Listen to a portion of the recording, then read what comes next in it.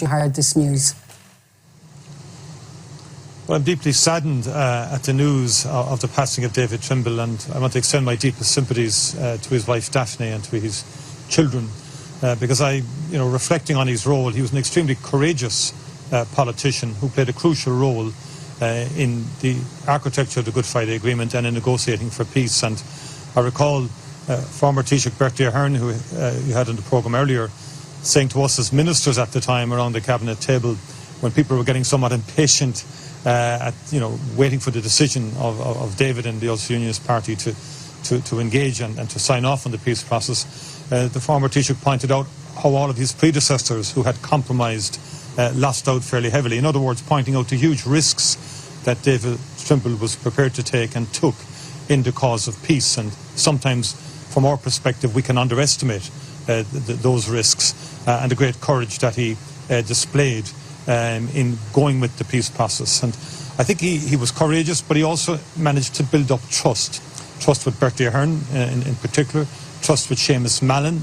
He was the first minister, Seamus Mallon, with him in that office as Deputy First Minister, and both Seamus and David enjoyed a very strong trust. And if you look back during the negotiations in 1998, there was a terrible atrocity in Poynt's Pass, and both David and Seamus had gone separately but joined together and walked down the street together in a powerful act and symbol of solidarity. And that was the nature of their relationship, which was critical to getting the first executive off the ground.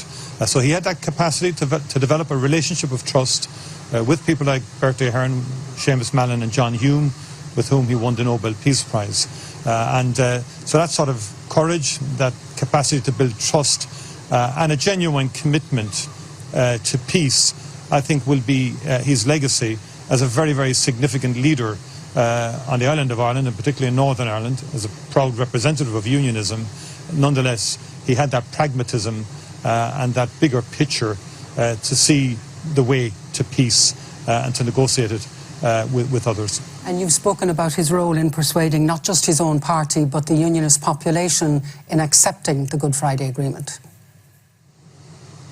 Yes, I mean, he was critical in that regard in terms of bringing people with him on the journey to the Good Friday Agreement. And he negotiated hard and in a principled way, but nonetheless brought a sufficient critical mass of unionism with him to enable the agreement to stick and to enable complete sign-off of the Good Friday Agreement. And, I think his role will always be will be appreciated as a critical one, a crucial one, at that particular juncture.